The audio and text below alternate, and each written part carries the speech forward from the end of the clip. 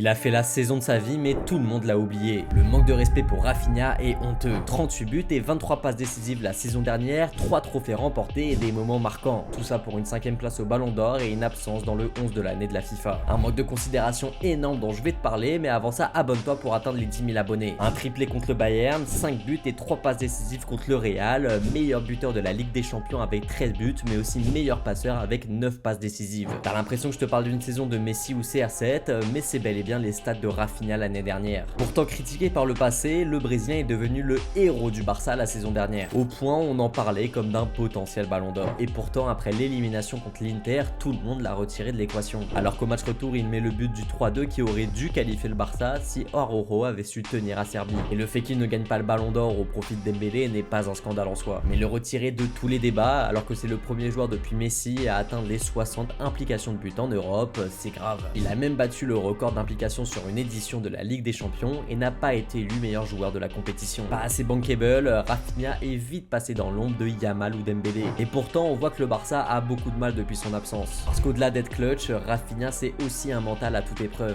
Il ne lâche jamais rien et enchaîne les courses pour aider son équipe. Et le voir absent du 11 de l'année alors que des joueurs comme Palmer ou Bellingham y sont, c'est juste incompréhensible. Et si tu trouves que c'est scandaleux, abonne-toi à mon compte.